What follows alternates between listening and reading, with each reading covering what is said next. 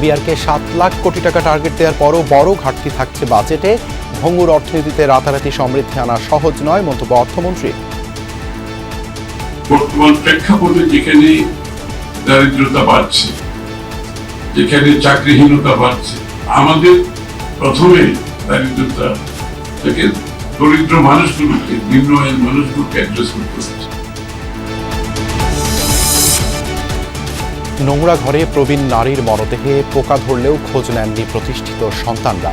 পুলিশি সহায়তায় মৃতদেহ বুয়েট শিক্ষক ছেলের কাছে হস্তান্তর, অপেক্ষা ময়না তদন্ত রিপোর্ট। একজন নার্সকে ডাইকা আনাইছেন যে আমার মার প্রেশারটা একটু দেখে দেন কি আশা অসুখ। তখন ওই নার্স আইসা দেখেন যে মৃত। আমি ওনার মেয়েকে জিজ্ঞাসা করলাম যে আপা উনি কখন মারা গেছে, তো উনি আমাকে বললো কি দুপুরের সময় মারা গেছে।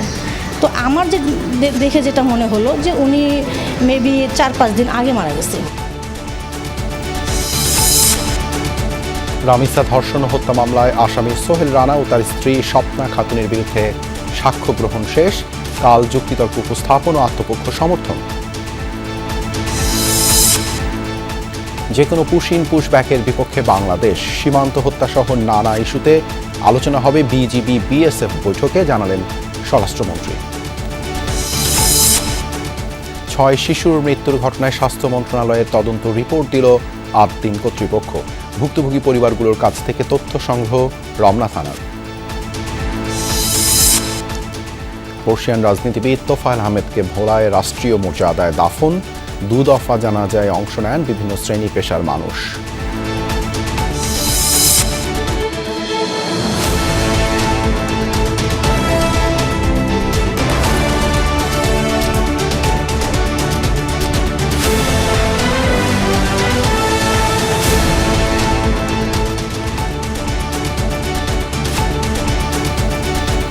আমন্ত্রণ সন্ধ্যার বাংলাদেশের সঙ্গে আছি দেবাশিস রমেশক। এতক্ষণ শিরোনাম দেখছিলেন। ভঙ্গুর অর্থনীতিতে রাতারাতি সমৃদ্ধি আনা সহজ নয়, এজন্য সময় প্রয়োজন বলে মনে করেন অর্থমন্ত্রী আমির খসরু মাহমুদ চৌধুরী।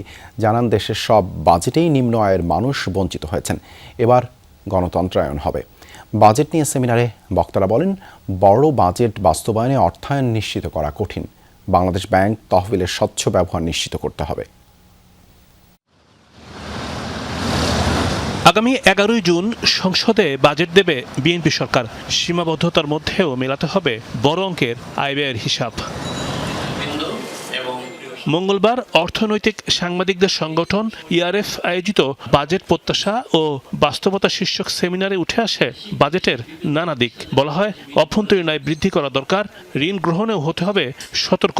বাংলাদেশ ব্যাংক তহবিলের যথার্থ ব্যবহার নিশ্চিত করতে হবে। আমরা যারা স্পিনিং মিলের মালিক আছে, আমরা যারা তুলা কিনতাম, আমাদের টাকা ডিভ্যালুয়েশনে 45% আপনার টাকার মান হারিয়ে গেছে। তাহলে সেই টাকার সমন্বয় ব্যাংকে করতে হবে, কিন্তু ব্যাংক সেটা করছে না।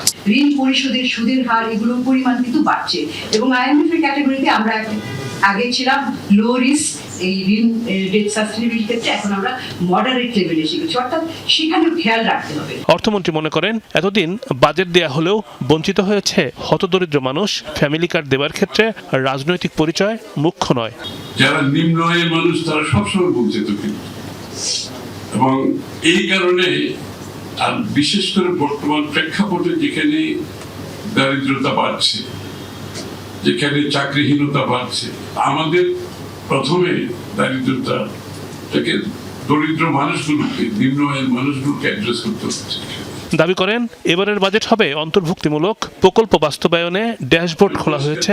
কার কারণে কাজ থমকে যাচ্ছে তা স্বয়ংক্রিয়ভাবে জানা যাবে। প্রত্যেক মিনিস্ট্রিতে একটা ড্যাশবোর্ড থাকবে, ফাইন্যান্স মিনিস্ট্রিতে ড্যাশবোর্ড থাকবে, প্রাইম মিনিস্টার অফিসে ড্যাশবোর্ড থাকবে। এভরি প্রজেক্ট, প্রত্যেকটা প্রজেক্ট যেগুলো আমরা নেব, প্রত্যেকটা প্রজেক্ট ড্যাশবোর্ডে থাকবে। এটা প্রগ্রেস, ডেইলি প্রগ্রেস। কোনো কেউ যদি টাইম ফেল করে এটা ফ্লাশ করবে ড্যাশবোর্ড। সুতরাং ওই পয়েন্টে কার জন্য এটা দিলে হয়েছে আইডেন্টিফাই করে অ্যাকশন উইল ঠিক। ব্যক্তিখাত যাতে হয়রানি না হয় সেদিকে দৃষ্টি দেবে সরকার। Democratization of the economy.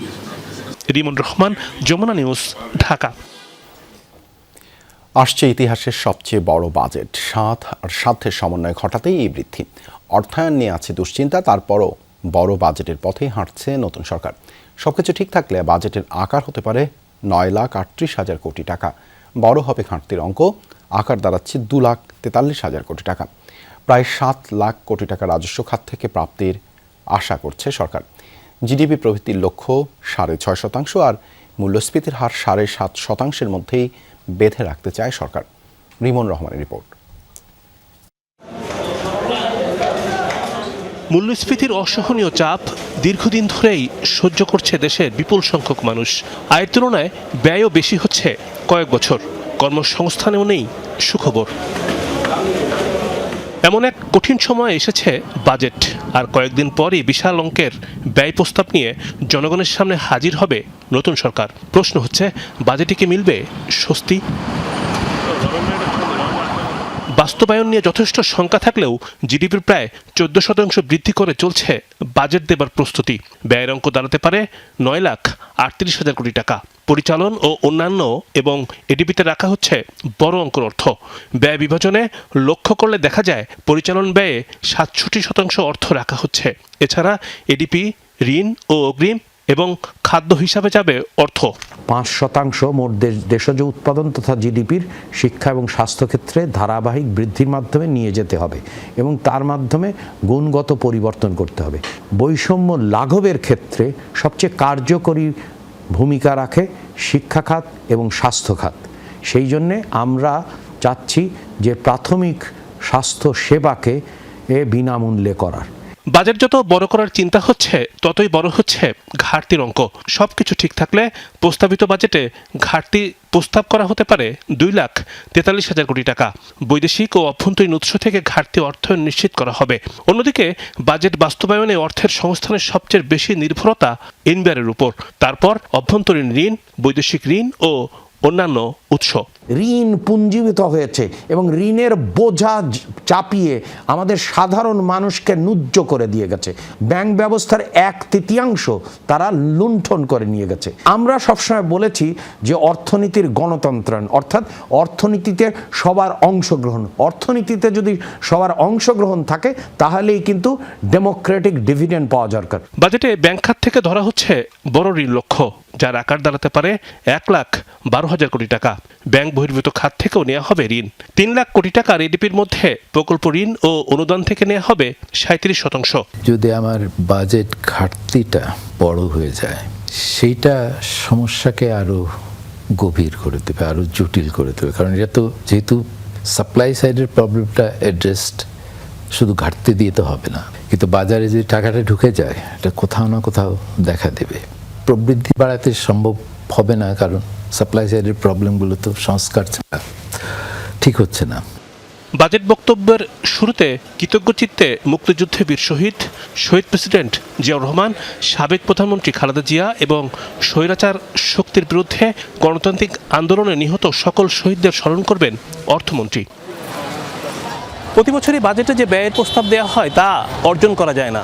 এক্ষেত্রে অর্থায়নের ঘাটতি, দুর্নীতি এবং আমলাতান্ত্রিক জটিলতাকে দায়ী করা হয়। আগামী অর্থবছরের জন্যও বড় অঙ্কের বাজেট প্রস্তুত করছে অর্থ মন্ত্রণালয়, কিন্তু সেই বাজেটটি বাস্তবায়ন করার ক্ষেত্রে সরকারকে বড় ধরনের চ্যালেঞ্জের মুখে পড়তে হবে। বিমন রহমান, যমুনা নিউজ, ঢাকা। সন্তানরা সমাজের উঁচু তলার মানুষ। কেউ সরকারি কর্মকর্তা, কেউ নামিদামি বিশ্ববিদ্যালয়, স্কুলের শিক্ষক। তবুও 75 বছরের বৃদ্ধা মাকে অসুস্থ অবস্থায় রেখেছিলেন নোংরা ঘরে। সেখানেই মায়ের মৃত্যুও হয়েছে। প্রতিবেশীদের ধারণা প্রবীণ নারীর মৃত্যু হয়েছে কয়েকদিন আগেই। এই ঘটনাকে চরম সামাজিক অবক্ষয় বলে মনে করছেন তারা। আরও জানাচ্ছেন তানভীর সিদ্দিক টিপু। এক ছেলে আনিসুর রহমান যুগ্ম সচিব পদমর্যাদায় কাজ করেন মোংলা বন্দরে। আরেক ছেলে বুয়েটের কম্পিউটার সায়েন্স অ্যান্ড ইঞ্জিনিয়ারিং বিভাগের শিক্ষক আশিকুর রহমান।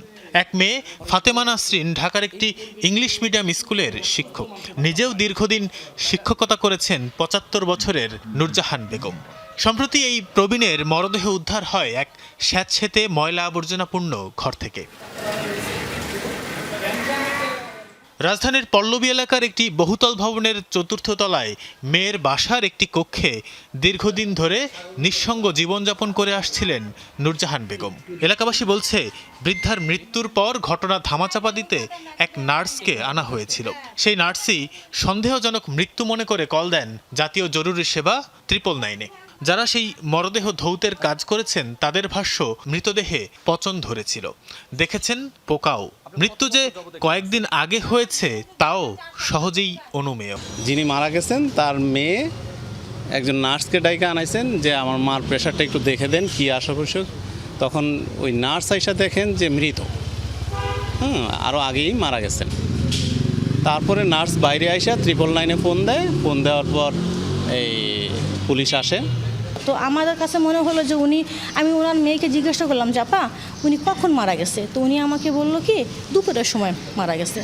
তো আমার যে দেখে যেটা মনে হলো যে উনি মেবি 4-5 দিন আগে মারা গেছে। তার ঘরের যে টাইলসগুলা একদম কালো। আমার মনে হয় ওই ঘরটা গত 10-12 বছরের মধ্যে কোনো মানুষ ঢুকে নাই। আমরা মানে সন্তান জন্ম দিয়ে কি তাহলে ভুল করলাম, অপরাধ করলাম দুনিয়াতে? এটাই আমার কাছে খুব খারাপ লাগছে। এ ঘটনায় ক্ষুব্ধ হয়ে মারুফ হায়দার নামে এক প্রতিবেশী অভিযোগ দায়ের করেছেন পল্লবী থানায়। জানালেন, পরিবারের কাউকে না পেয়ে তিনি এবং আরও কয়েকজন মিলে মরদেহ হাসপাতালে নিয়েছেন। সে সময় তাদের সাথে অসৌজন্যমূলক আচরণ করা হয়। অর্থ দিয়ে তাদের ম্যানেজ করার চেষ্টাও চলে। তারা চাচ্ছিল যে তাদের কবরটা মানে খুব চুপচাপে কবরটা হয়ে যাক, যেভাবে হোক। তো এখন আমরা যখন জানাজানি করলাম, এলাকার লোকজনকে তাড়াচ্ছিল, ধাওয়াচ্ছিল, ধমকাচ্ছিল এবং আমাদেরকেও ঠিক একই ব্যবহার করতেছিল। তো এক পর্যায়ে ওই ছোট ছেলে যেটা, ও বারবার এসে বলতেছে, আঙ্কেল আমার বাবা বলতেছে আপনারা চিলাচিলি করেন না, আপনাদেরকে একটু শুনেন। তো বারবার দেখি যে কী যেন বুঝিয়ে দিতে চাচ্ছে বা কী যেন দিতে চাচ্ছে। মা মরে পড়ে আছেন, তবুও মেয়ে ফাতেমা কাউকে কিছু জানাননি কেন? এমন প্রশ্নের উত্তর জানতে গেলে গণমাধ্যমের উপস্থিতি টের পেয়ে দরজা খোলেননি তিনি। হ্যালো, কেউ আছেন বাসায়? মৃতের 2 ছেলের সাথে টেলিফোনে যোগাযোগের চেষ্টা করা হলেও সাড়া দেননি কেউই। পল্লবী থানার ওসি হাসান বাসির জানান, ঢাকা মেডিকেল কলেজ হাসপাতালে ময়নাতদন্ত শেষে মরদেহ বুয়েট শিক্ষক ছেলের কাছে হস্তান্তর করা হয়। আমাদের কাছে একটা 999 কল আসে যে 11 নম্বরে একটা বাসায় একজন বৃদ্ধার মরদেহ রয়েছে। সংবাদ পেয়ে আমি প্রথমে আমার অফিসারকে প্রেরণ করি। সে যায়, সেখানে গিয়ে সে দেখে যে একজন বৃদ্ধার লাশ তার মেয়ের বাড়িতে রয়েছে। সে জানার পরে আমি সেখানে যাই, গিয়ে লাশ নিচে নামানো হয়। আমি সেই বাড়িতে গিয়ে দেখি বাসাটা একটু জরাজীর্ণ। যার সন্তানরা সমাজের বুকে এমন সুপ্রতিষ্ঠিত, তার ঘরের পরিবেশ, শেষ জীবনের দুর্ভোগ সবই দাগ কেটেছে অনেকের মনে। তারা প্রশ্ন তুলছেন, প্রাতিষ্ঠানিক ডিগ্রি কি নৈতিক শিক্ষা নিশ্চিত করতে পারছে? যে বিসিএস ক্যাডার মানে কি, সে ভালো একটা হাইলি কোয়ালিফাইড একটা ছেলে বা মেয়ে, কিন্তু তার শিক্ষার যদি এই পরিণতি হয় তাহলে আমরা কি পেলাম ভাই? তাহলে তো আমার দরকার নেই তো শিক্ষার। এইরকম জানে আর না হয়, এরকম মাদের যাতে এরকম না মরতে হয়, অবহেলায় না মরতে হয়। এ ঘটনায় আইন শৃঙ্খলা বাহিনীর পদক্ষেপ কি হবে তা জানা এখন সময়ের অপেক্ষা। তবে পুলিশ আপাতত অপেক্ষা করছে ময়নাতদন্তের রিপোর্টের জন্য। তানফির সিদ্দিক, টিপু, যমুনা নিউজ, ঢাকা। দর্শক, এ বিষয়ে আরও বিস্তারিত জানতে আমাদের সাথে যুক্ত হচ্ছেন ঢাকা বিশ্ববিদ্যালয় সমাজ বিজ্ঞান বিভাগের অধ্যাপক ডক্টর সালমা বেগম। ডক্টর সালমা, আপনাকে স্বাগত জানাচ্ছি যমুনা টেলিভিশনে। আপনার কাছে জানতে চাই প্রথমেই যে এই যে একটি ঘটনা আমরা দেখলাম, এটি কি একটি বিচ্ছিন্ন ঘটনা হিসেবে দেখব আমরা, নাকি এটি সমাজ বা পরিবারের সামগ্রিক অবক্ষয়ের উদাহরণ? ধন্যবাদ। এখন প্রথমেই বলবো যে নূরজাহান বেগম আমাদের মা, তার যে মানে মর্মান্তিক মৃত্যু, এটা আমি বলবো যে আমাদের গোটা জাতির হৃদয়কে স্পর্শ করে দিচ্ছে। আমরাই চাই না এরকম একটা বিষয়। তার থেকে সবচেয়ে বড় কথা, তার যে পারিবারিক স্ট্রাকচার আমরা শুনলাম, তার ছেলে মেয়েদের জামাই সবাই সুপ্রতিষ্ঠিত। হ্যাঁ, আমরা যদি দেখি তো এরকম একটা পরিবারে ছেলে মেয়ে যারা এতটা উচ্চ শিক্ষিত, সেখানে তার মতো 75 বয়সী একজন প্রবীণ মা, তার এই যে একটা পারিবারিক ট্র্যাজেডি, এটাকে আসলে একদিকে যেমন একটা পারিবারিক ট্র্যাজেডি, অন্যদিকে আমি বলবো যে এটা আসলে আমাদের সমাজের বিভিন্ন স্তরে যে নানা সংকট আর নানা ক্রাইসিস চ্যালেঞ্জ সেগুলোকে অনেকটাই সামনে নিয়ে আসে। অবশ্যই এর অনেকগুলো কারণ আছে। দেখেন, আমি যদি জেনারেলি বলি যে এই যে বার্ধক্য, যারা নারী পুরুষ উভয়ের কথা যদি আমরা বলি আমাদের দেশে, উন্নত দেশের কথা তো ডিফারেন্ট, তাই না? তো আমরা যদি আমাদের বাংলাদেশের প্রেক্ষাপটে দেখি, তাহলে আমরা এদের উপর অনেক গবেষণা হয়। আমরা আমাদের বিশ্ববিদ্যালয়ে আমরা আমাদের কোর্স গুলোতে পড়াই যে বার্ধক্য যে চ্যালেঞ্জেস গুলো, তাদের যে মৌলিক অনেক চ্যালেঞ্জেস আছে, তার মধ্যে মৌলিক যে চ্যালেঞ্জেস গুলো সেগুলো হচ্ছে, আমি যদি সাধারণ ভাবে বলি, তাহলে প্রথমেই দেখা যায় যে এর অনেকগুলো কারণ। মৌলিকভাবে প্রথমত যারা বার্ধক্যে পরিণত হয় তাদের নির্দিষ্ট কোনো ইনকাম থাকে না, সেটা একটা বিষয়, পরিবারে তাদের অবহেলার কারণ। দ্বিতীয়ত কিছু অবকাঠামো। আচ্ছা, আপনার কাছে আরেকটু জানতে চাই, এই যে মা মরে পড়ে আছে, এটা তো নিঃসন্দেহে পীড়াদায়ক। এমন ঘটনা কি শুধু আইন প্রয়োগ দিয়ে ঠেকানো যায়, নাকি সামাজিক বন্ধন অটুটে আরো কি করা যেতে পারে? সেখানেই আমি আসছিলাম। সবচেয়ে বড় কারণ যেটা, সেটা হচ্ছে যে আমাদের বিভিন্ন গবেষণা এটা উঠে এসেছে, সেটা হচ্ছে যে পারিবারিক এবং সামাজিক বিচ্ছিন্নতা। এখন এই যে পারিবারিক এবং সামাজিক বিচ্ছিন্নতা, এর কারণ কি? এর কারণ হচ্ছে আপনার দেখেন, আমাদের আগে যেটা ছিল যে ঐতিহ্যগত যে যৌথ পরিবার, সেটা ভেঙে গিয়ে সেখানে এখন একক পরিবারের সৃষ্টি হয়েছে। এর আবার নানা কারণ আছে। এখন আমাদের শিক্ষা দীক্ষার হার বেড়ে গেছে, নারীদের কর্মসংস্থানের সৃষ্টি হয়েছে নারী পুরুষ উভয়ের ক্ষেত্রে। তো আমরা আমাদের নগর জীবনের এই যে ব্যস্তময় জীবন, এই জীবনে আসলে এখন দেখুন একটা বিষয় হয়ে গিয়েছে এরকম যে আমাদের যে পারিবারিক আমরা যদি বলি যে সামাজিক স্ট্যাটাস, এটা এখন আসলে নির্ণয় করা হয় যে তার সোশ্যাল পজিশন কি, তার আয় ইনকাম কিরকম, এরকম একটা বিষয়। এটা অভিযোগ গঠনের পরদিনই শিশু রামিসা ধর্ষণ ও হত্যা মামলার সাক্ষ্য গ্রহণ শেষ করা হলো। প্রথম দিন রামিসার পরিবার, পুলিশ কর্মকর্তা, ফরেনসিক বিশেষজ্ঞ, ম্যাজিস্ট্রেট সহ সাক্ষ্য দিলেন 16 জন। এতে উঠে আসে রামিসা হত্যার লোমহর্ষক তথ্য। তদন্ত কর্মকর্তা বলেন, রামিসা ধর্ষণ ও হত্যায় সোহেল রানা এবং স্বপ্না খাতুন ছাড়া তৃতীয় কোনো ব্যক্তির সম্পৃক্ততা পাওয়া যায়নি। সন্তান হত্যায় দৃষ্টান্তমূলক শাস্তি চেয়েছেন রামিসার পরিবার। কাল আসামিপক্ষের আত্মপক্ষ সমর্থন শেষে যুক্তিতর্ক উপস্থাপন হতে পারে।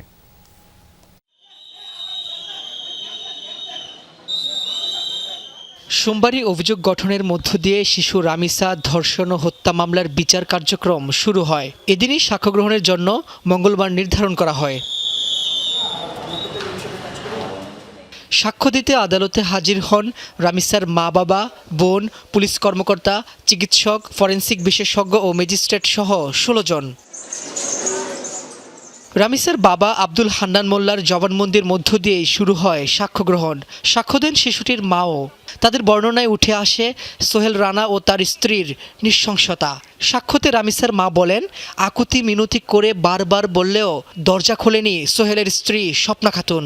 মামলার তদন্তকারী কর্মকর্তা আদালতকে জানান, আলোচিত এই হত্যাকাণ্ডে সোহেল ও স্বপ্না ছাড়া তৃতীয় কারো জড়িত থাকার তথ্য পাওয়া যায়নি। যিনি পোস্টমর্টেম করেছেন তিনি তার পোস্টমর্টেমের ওপিনিয়নে আজকে উন্মুক্ত ট্রাইব্যুনালে সাক্ষ্য দেওয়ার সময় বলেছেন, there are signs of recent forceful sexual intercourse. তারপরে যেহেতু তার হেড ডিক্যাপিটেটেড অর্থাৎ বিচ্ছিন্ন করা হয়েছে, হাত বিচ্ছিন্ন করা হয়েছে এবং তার যেহেতু মৃত্যু হয়েছে, তাহলে হত্যা এবং ধর্ষণ দুটোই প্রমাণিত হয়ে গেছে। সাক্ষ্য দেওয়ার এক পর্যায়ে আদালতের ভেতরে কান্নায় ভেঙে পড়েন রামিসাকে উদ্ধার করে জব্দ তালিকা তৈরি করা পুলিশ কর্মকর্তা ও ময়নাতদন্তকারী চিকিৎসক। একদিনেই 16 জনের জবানবন্দি নিয়ে সাক্ষ্য ও জেরা শেষ করেন শিশু সহিংসতা দমন ট্রাইব্যুনালের বিচারক। সুনির্দিষ্ট অভিযোগের প্রমাণের স্বার্থে সাফিসিয়েন্ট উইটনেস এবং তাদের মাধ্যমে এভিডেন্স আদালতে উপস্থাপিত করা হয়েছে এবং আমরা অবশ্যই সর্বোচ্চ শাস্তির জন্য আর্গুমেন্টে আমরা যখন সাবমিশন রাখবো তখন আপনারা বুঝবেন যে হ্যাঁ আমরা সর্বোচ্চ শাস্তির জন্যই আর্গুমেন্ট করব আজকে রেকর্ডেড এভিডেন্সের আলোকে। এদিকে রাষ্ট্রনিযুক্ত আসামি পক্ষের আইনজীবী বলেন, ন্যায় বিচারের স্বার্থেই তিনি লড়ে যাবেন। চুক্তিতর্কে তুলে ধরবেন সোহেল দোষী নাকি নির্দোষ। স্টেট ডিফেন্স লয়ার হিসেবে যেই মামলায় আসামির সর্বোচ্চ শাস্তির বিধান রয়েছে, এই ধরনের একটা অপরাধ এটা, আমি আমার সেই দায়িত্বটুকু আসামি পক্ষে যেন বিচারটা স্বচ্ছ হয়, নিরপেক্ষ হয়, দেশ এবং দেশের বাইরে যেন এই বিচার প্রক্রিয়া প্রশ্নের সম্মুখীন না হয়, সরকার কর্তৃক অর্পিত দায়িত্ব আমি পালন করার চেষ্টা করেছি।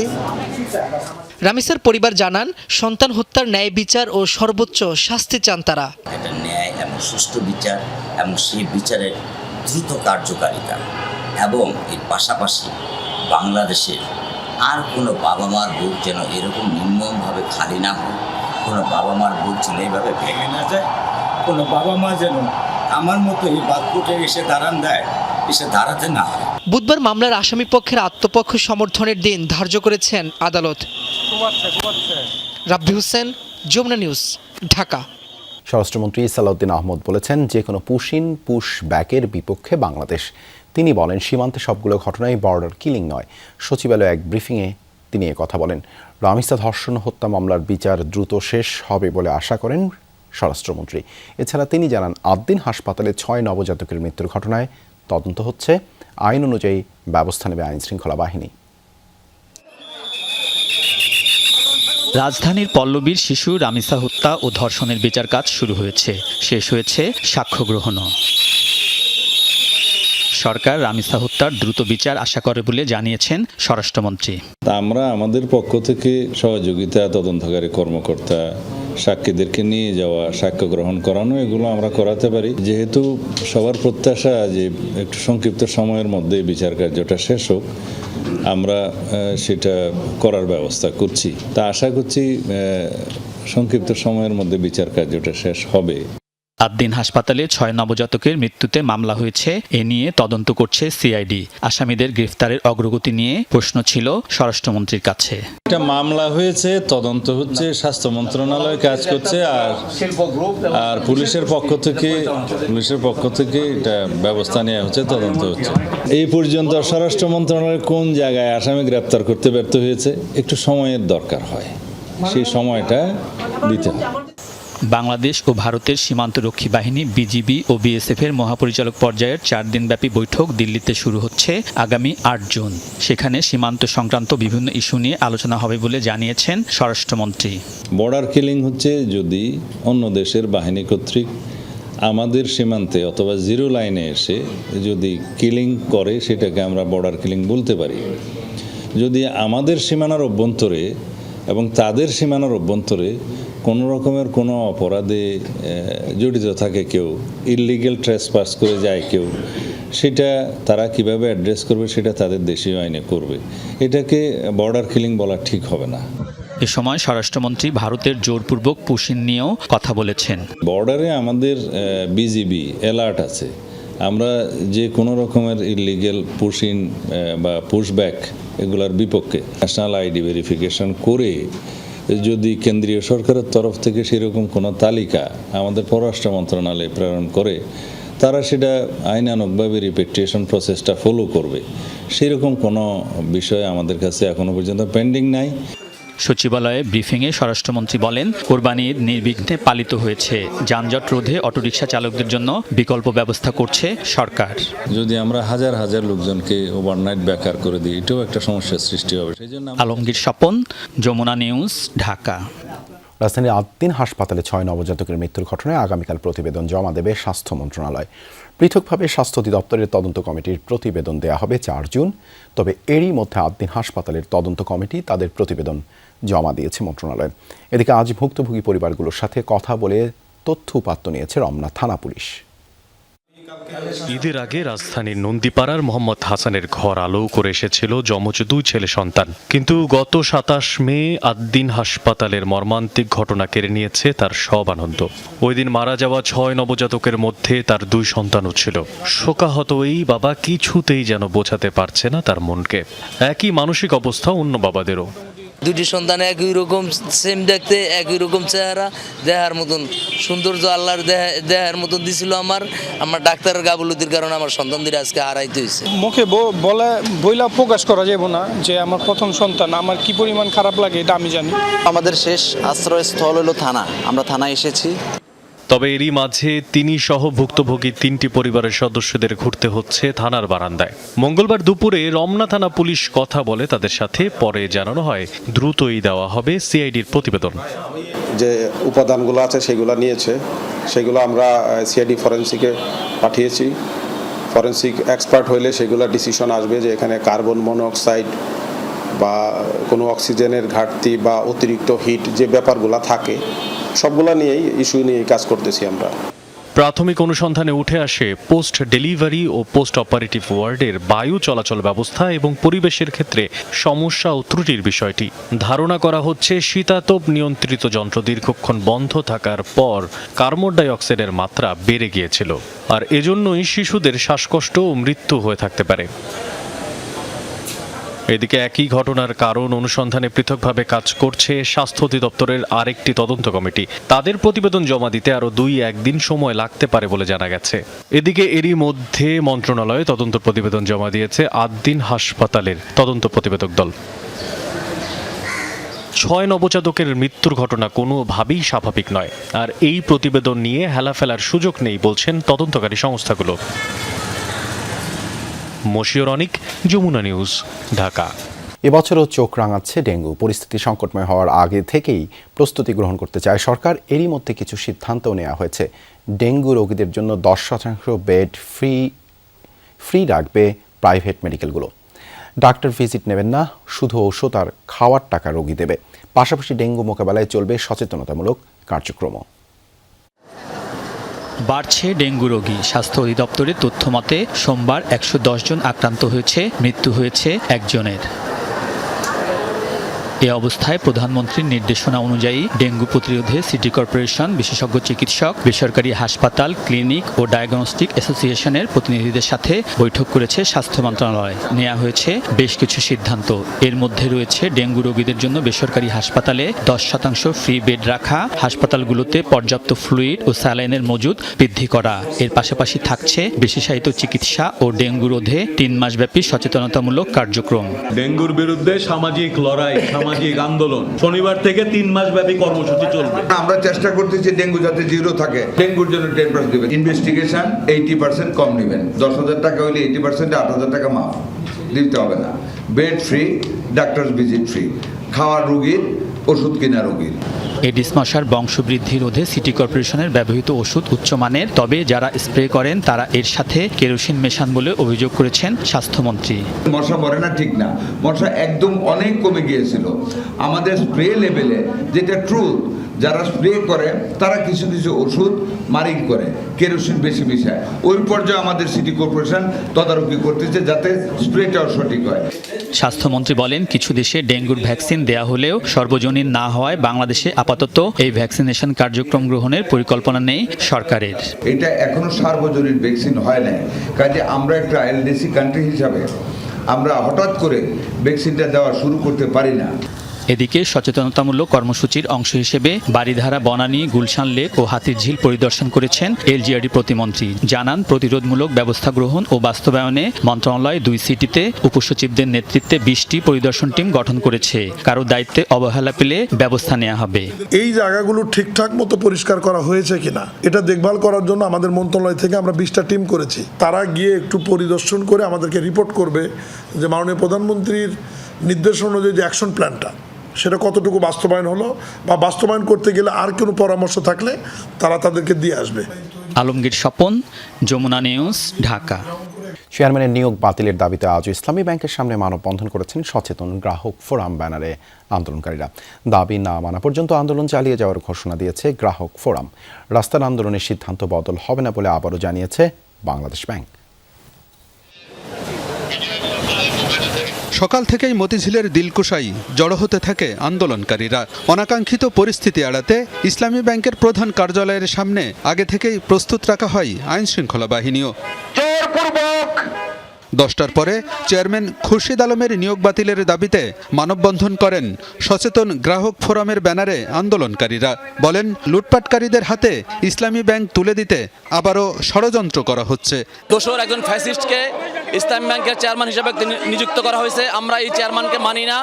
আমরা আমাদের এই ইসলামী ব্যাংককে রক্ষা করার জন্য ওয়াদাবদ্ধ হয়েছি। পরে সংবাদ সম্মেলনে দাবি করা হয়, ব্যাংক লুটপাট এবং অর্থ পাচারের দোসর হিসেবে কাজ করেছে খুরশিদ আলম। তাকে কোনো অবস্থাতেই ইসলামী ব্যাংকের চেয়ারম্যান হিসেবে মেনে নেবে না গ্রাহকরা।